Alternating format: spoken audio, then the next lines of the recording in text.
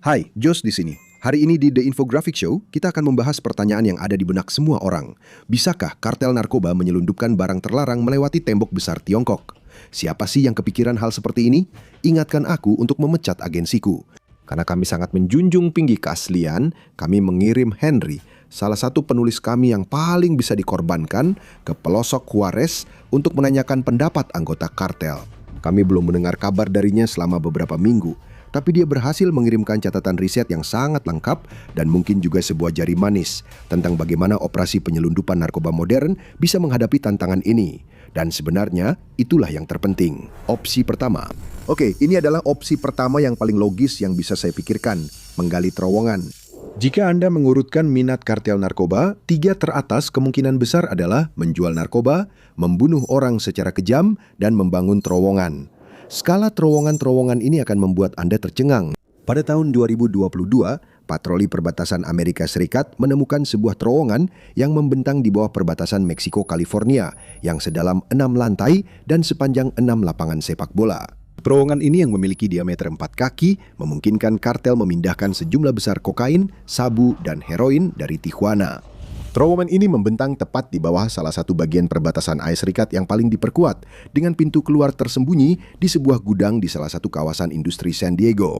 Bahkan ada listrik dan sistem ventilasi, membuat para penyelundup sedikit lebih nyaman. Tapi bagaimana kebiasaan kartel menggunakan terowongan bisa membantu mereka menembus tembok besar dengan membawa paket kokain dari Kolombia? Jika kamu ingin mengalahkan musuh, kamu harus menyerang titik lemahnya. Itu adalah sesuatu yang mungkin akan disetujui oleh Sun Tzu. Ternyata, tembok besar Tiongkok itu sangat panjang, hampir 13.200 mil. Dan tentu saja secara pertahanan itu bukan main-main. Garnisun tetap, menara pengawas, benteng, barak untuk para prajurit, dan sistem sinyal asap serta api yang kita semua lihat di awal film Mulan tahun 1998.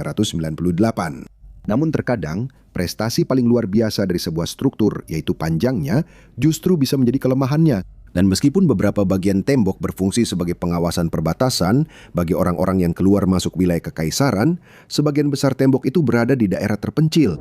Dengan asumsi kartel narkoba memiliki peralatan konstruksi, bisa dipastikan bahwa pembangunan terowongan narkoba itu sangat berisik. Katakanlah seorang penawal kekaisaran Tiongkok yang sangat bingung dan melakukan perjalanan waktu mendengar deru alat berat sekitar 1 mil dari tembok besar. Mereka pasti akan punya beberapa pertanyaan setidaknya. Dan itulah kenapa menurut saya kalau kamu mau mencoba ini, menggali terowongan di bawah atau menembus pegunungan Yan adalah pilihan terbaik untuk tetap tak terlihat dan tak menarik perhatian. Tapi itu masalahnya, itu akan jadi pekerjaan yang sangat berat.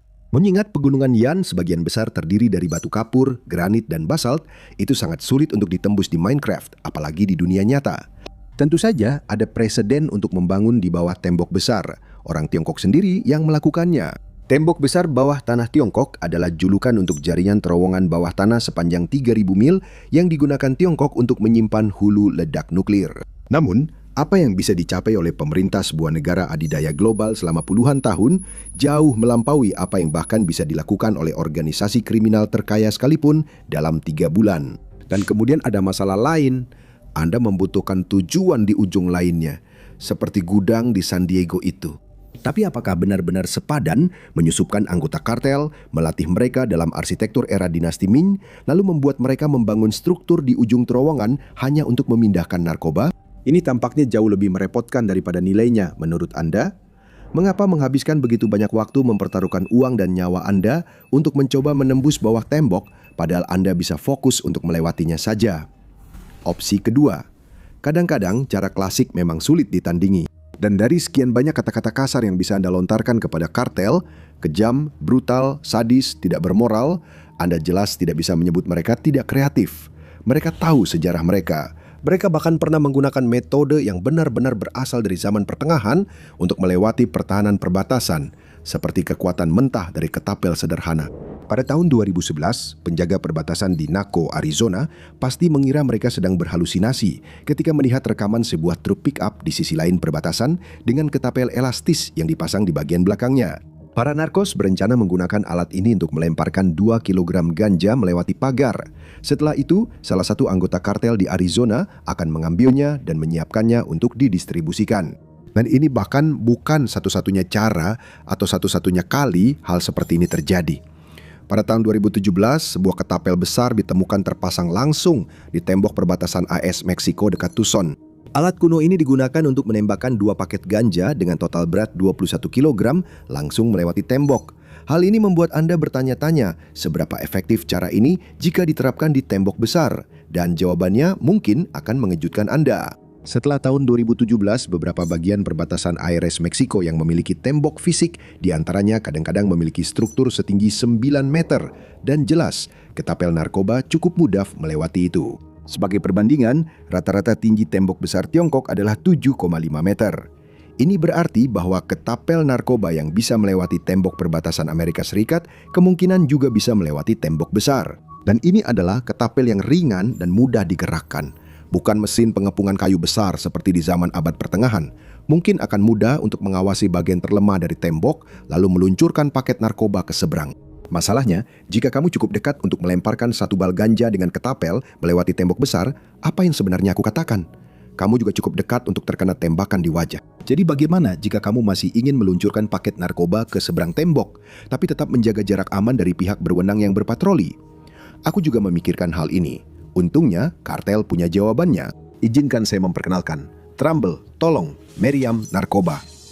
Pada tahun 2013, polisi Meksiko menemukan sebuah truk pick-up dengan meriam besar di belakangnya yang digerakkan oleh mesin mobil. Meriam itu mampu menembakkan muatan ganja seberat 29 pon hingga lebih dari 500 kaki. Meriam pneumatik ini pada dasarnya hanyalah versi mahal dan berlebihan dari meriam genggam yang digunakan karyawan untuk menembakkan kaos di pertandingan bisbol. Ini memang terlihat seperti pilihan yang cukup kuat. Masalahnya adalah ada batasan seberapa banyak barang selundupan yang bisa kamu selundupkan dengan cara ini. Dan ini juga tidak terlalu tersembunyi. Jadi kalau kamu ingin pelangganmu makin teler, kamu juga harus terbang lebih tinggi. Tapi bagaimana caranya? Untungnya, aku punya rencana untuk itu. Opsi ketiga. Pesawat ultra ringan secara objektif adalah salah satu pilihan terbaik dalam daftar ini. Dan ini juga merupakan salah satu metode yang lebih efektif serta sangat sulit untuk ditangkap. Pada tahun 2012, Keamanan Dalam Negeri Amerika mengeluarkan $100 juta untuk membuat sistem khusus yang membantu mereka mendeteksi pesawat-pesawat penyelundup narkoba yang bergerak cepat dan sulit terdeteksi seperti ini. Pesawat ini memiliki berat kurang dari 254 pon dan hanya membawa 5 galon bahan bakar. Pesawat-pesawat ini terlibat dalam lebih dari 200 insiden antara tahun 2008 dan 2014. Untuk mendapatkan gambaran yang jelas tentang apa yang sedang kita hadapi di sini, bayangkan sebuah pesawat layang dengan mesin dan keranjang di bawahnya. Keranjang itu bisa berisi ratusan pon narkoba. Itu jauh lebih banyak daripada yang bisa diluncurkan oleh ketapel atau meriam manapun. Selain jika terjadi kecelakaan, yang kadang-kadang memang terjadi seperti insiden pada tahun 2009, pesawat ultra ringan ini tidak dirancang untuk mendarat di sisi lain perbatasan. Mereka hanya menjatuhkan narkoba dari ketinggian, dan ketika bungkusan itu jatuh ke tanah, agen di sisi lain akan mengambilnya dan mendistribusikannya. Kemungkinan besar, hal ini akan secara harfiah akan melintas di atas kepala siapapun di tembok itu, dan secara kiasan juga akan luput dari pemahaman mereka. Paling-paling, mereka hanya akan mendengar suara dengungan samar di atas sana, dan bahkan jika mereka menyadarinya, hampir mustahil untuk menembak jatuh pesawat ultra ringan tanpa senjata khusus. Jadi ya, ini adalah salah satu opsi terkuat. Tapi mari kita berpikir seperti kartel dan menjadi serakah. Langit pada dasarnya adalah ruang yang terbuka lebar untuk memindahkan narkoba melewati tembok besar. Jujur saja, siapa yang menulis ini? Jadi adakah cara yang lebih halus dan lebih efektif untuk mengirim barang lewat udara? Opsi keempat. Sekarang ini kamu bisa melakukan banyak hal dengan drone, mulai dari merekam video YouTube yang konyol sampai mengebom pesta pernikahan di Timur Tengah. Drone adalah alat netral yang bisa digunakan untuk kebaikan atau kejahatan, dan kartel dengan senang hati menambahkannya ke daftar kejahatan mereka. Benar sekali, drone sekarang telah menjadi salah satu senjata penyelundupan narkoba yang dimiliki kartel. Hal ini membuat pihak pengawas perbatasan sangat khawatir, sehingga pada tahun 2026 mereka berinvestasi pada sejumlah senjata laser anti-drone untuk mengatasinya. Pada bulan Maret 2024, Jenderal Gregory M. Guilot, Kepala Komando Utara Amerika Serikat, mengatakan kepada Kongres bahwa lebih dari 1.000 drone setiap bulan melintasi perbatasan Amerika Serikat-Meksiko untuk penyelundupan atau memata-matai penegak hukum Amerika Serikat. Jelas, sudah pasti bahwa kartel tidak mengoperasikan drone predator bergaya Angkatan Darat Amerika Serikat yang bisa membawa ratusan pon narkoba. Pada tahun 2017, seorang pria tertangkap menggunakan drone untuk mengangkut 12 paket sabu, jumlah yang jelas bukan skala industri. Namun kuantitas tetap menjadi kunci utama dalam penggunaan drone juga. Daripada mengirim satu pesawat ultra ringan melintasi perbatasan, mereka bisa saja mengirim ratusan drone kecil yang murah secara bersamaan. Masing-masing bisa membawa paket kecil narkoba. Mereka juga bisa menggunakan drone untuk mengalihkan perhatian siapapun yang berjaga di tembok, sehingga metode pengiriman narkoba lainnya menjadi lebih efektif. Bahkan, sudah ada preseden penggunaan drone untuk tujuan ofensif. Pada Oktober 2025, sebuah drone kartel menyerang kantor kejaksaan di Tijuana. Siapa yang bisa menjamin mereka tidak bisa menaburi tembok besar itu dengan bahan peledak mini yang mematikan juga? Tapi, demi mengeksplorasi setiap elemen dari skenario yang benar-benar gila ini, mari kita lihat dari sisi yang lain. Bagaimana jika kartel tidak memiliki semua keuntungan teknologi modern untuk mengakali keamanan tembok besar? Tapi sebelumnya, pastikan untuk like, share, dan subscribe. Semoga kita bisa segera mendapatkan Henry kembali dari kartel. Tagar, selamatkan Henry. Opsi 5. Seperti yang pernah dinyanyikan Katy Perry, sayang, kamu adalah... Maaf, tidak, aku tidak bisa melakukan ini. Maaf, ada beberapa hal memalukan yang tidak akan aku lakukan. Menyanyikan lagu Katy Perry dalam video tentang kartel narkoba Meksiko yang menyelundupkan barang melintasi tembok besar Tiongkok adalah salah satunya. Bagaimanapun, kita tahu bahwa Tiongkok menemukan bubuk mesiu dan mereka adalah yang pertama melakukan beberapa hal yang benar-benar menarik dengannya. Itulah sebabnya jika kamu harus mencari cara untuk menembakkan narkoba melewati tembok besar Tiongkok, masuk akal kalau kita mempertimbangkan penggunaan kembang api untuk melakukannya, bukan? Untungnya, sebelum Henry dibawa ke ruang bawah tanah rumah aman kartel di negara bagian Sinaloa, dia sempat membuat daftar beberapa kembang api yang dijadikan senjata sepanjang sejarah. Ada Ki Huo yang juga dikenal sebagai Rising Fire, yang merupakan roket sekali pakai yang cukup sederhana. Secara teori, ini bisa mengangkut paket kecil narkoba langsung ke atas. Tapi bukan berarti kamu bisa memilih kemana roket itu akan pergi. Ada juga kemungkinan roket itu akan meledak dan menghancurkan paket narkoba. Huobao yang pada dasarnya adalah petasan kertas sama sekali tidak berguna untuk tujuan ini. Huosu atau tikus api juga akan sangat tidak berguna karena ini adalah kembang api yang dirancang untuk terbang ke arah yang sama sekali tidak bisa diprediksi. Hal yang sama juga berlaku untuk Feiyan atau Flying Swallow yang juga bekerja dengan prinsip klasik, jangan pernah biarkan mereka tahu langkahmu berikutnya. Jika dipikir-pikir, kembang api sama sekali tidak bisa menggantikan teknologi modern. Jadi, tanpa teknologi, yang dibutuhkan adalah rekayasa manual ala zaman dulu. Dan bagaimana sebenarnya kartel menguasai hal itu? Pilihan ke-6, tembok besar Tiongkok dibangun untuk banyak tujuan. Sebagai markas pasukan, cara untuk menakuti musuh, dan tentu saja pos pemeriksaan perbatasan bagi orang-orang yang memasuki wilayah kekaisaran. Sebagai pusat perdagangan di Asia, itu kemungkinan berarti banyak orang yang berlalu lalang, asalkan pengawal kekaisaran di tembok bersedia memberi mereka izin lewat. Jika Anda mencari cara sederhana untuk menyelundupkan narkoba melewati tembok besar, dan Anda punya moral yang sangat longgar seperti yang dibutuhkan oleh seorang bandar narkoba, ada satu pilihan yang telah diandalkan kartel selama puluhan tahun, kurir narkoba. Ini adalah teknik yang dikenal sebagai body packing. Narkoba disembunyikan di dalam dan sekitar tubuh seseorang yang melewati pos pemeriksaan. Cara paling aman adalah dengan menempelkan narkoba secara eksternal, diikatkan ke tubuh kurir narkoba. Namun di zaman modern, anjing pelacak narkoba yang canggih membuat cara ini menjadi lebih berisiko bagi barang dan kurirnya. Jadi, masalah modern membutuhkan solusi modern. Untuk menghindari risiko kehilangan kokain, heroin, atau sabu-sabu yang mahal, paket narkoba dimasukkan ke dalam kondom. Lalu, kurir narkoba akan menelan paket tersebut atau memasukkannya secara rektal. Coba masukkan itu ke dalam resume LinkedIn Anda. Tentu saja, ada banyak risiko kesehatan yang ekstrim. Jika kurir narkoba mencerna kondom tersebut atau bergerak dengan cara yang menyebabkan kondom itu pecah, mereka akan mendapatkan dosis narkoba yang mematikan dan kemungkinan besar akan tewas di antrean pos pemeriksaan. Tapi itu mungkin risiko yang bersedia diambil oleh kartel, apalagi mengingat mereka melakukannya sepanjang waktu. Jika sekelompok kurir narkoba akhirnya berbusa di mulut dan kejang-kejang di tanah, sementara para penjaga bertanya-tanya apa yang sebenarnya terjadi, ya itu bukan hal yang benar-benar dipedulikan oleh kartel. Selalu ada lebih banyak narkoba dan selalu ada lebih banyak kurir. Itu saja yang benar-benar penting. Tapi perut manusia hanya sebesar itu kan?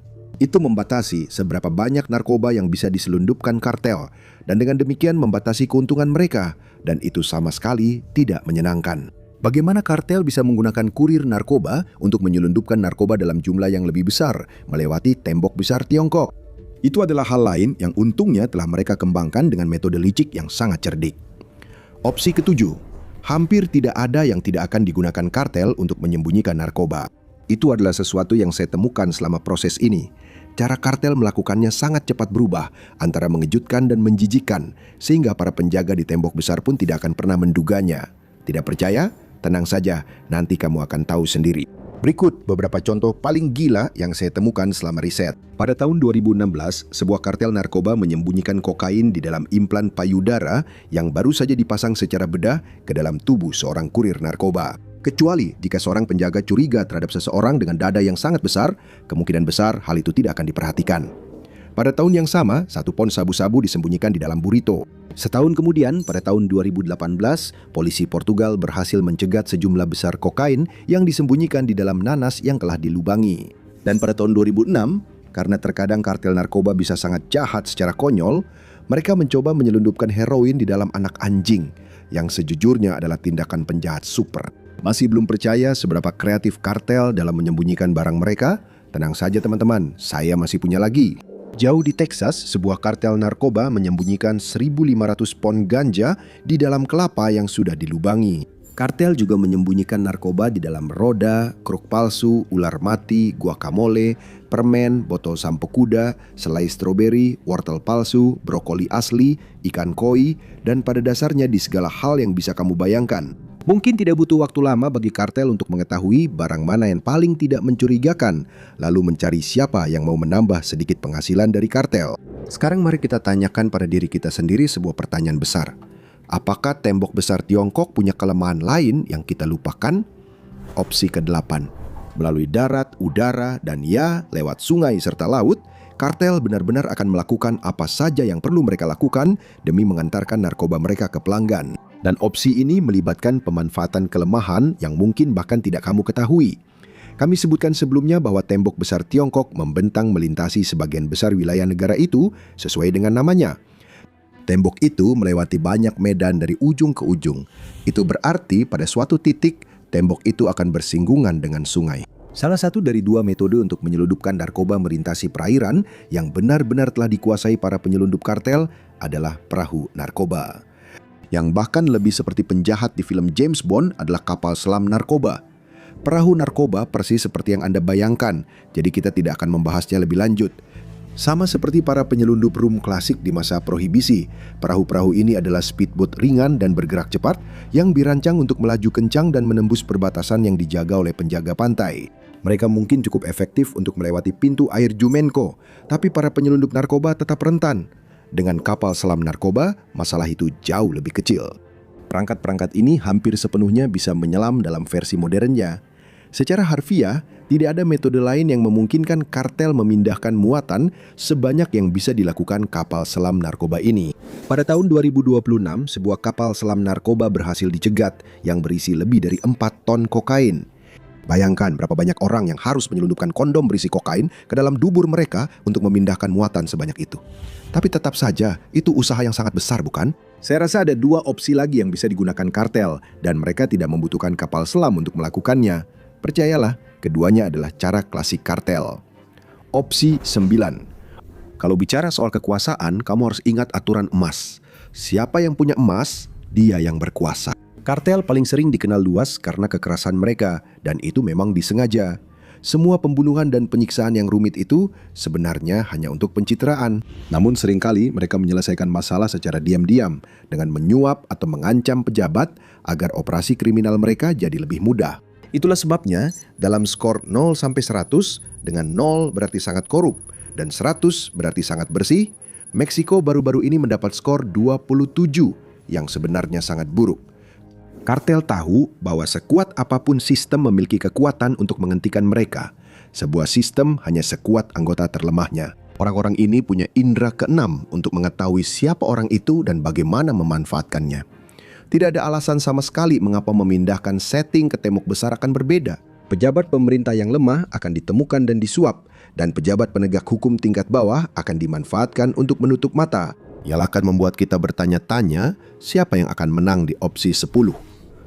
Sekarang kita kembali ke inti pembahasan. Ini adalah gaya klasik The Infographic Show. Siapa yang akan menang dalam serangan total? Kartel narkoba yang menyerang atau pasukan dinasti Ming yang ditempatkan di tembok besar Tiongkok tidak sejelas yang kamu bayangkan. Jelas, pasukan Tiongkok akan memiliki keunggulan jumlah dan keuntungan bertarung di wilayah sendiri.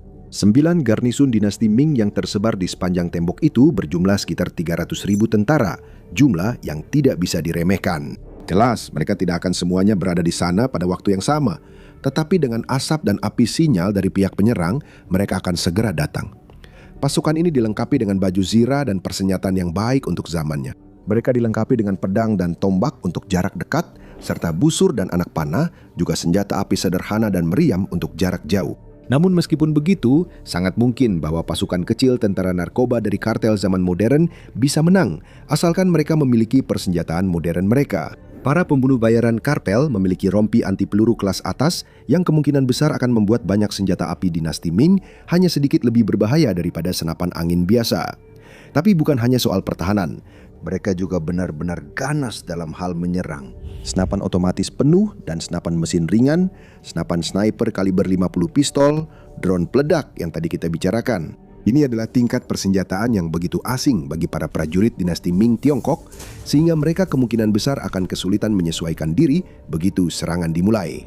Kita telah melihatnya secara konsisten sepanjang sejarah, mulai dari para penakluk Spanyol hingga para kolonialis Inggris di Amerika Utara. Teknologi senjata yang lebih unggul seringkali menjadi faktor penentu dalam konflik, bahkan lebih daripada ukuran pasukan itu sendiri. Sebelum kamu mulai berteriak soal taktik, perlu diingat berapa banyak tentara kartel yang dulunya adalah mantan pasukan khusus, bahkan kadang-kadang dilatih oleh tentara elit di Amerika Serikat. Mereka tahu semua yang diketahui tentara Ming, dan bahkan lebih dari itu. Namun terkadang, kartel tidak selalu mendapatkan apa yang mereka inginkan. Saksikan saat-saat kartel salah pilih lawan untuk mengetahui apa yang terjadi ketika bersikap nekat malah berakhir buruk. Atau klik video ini saja.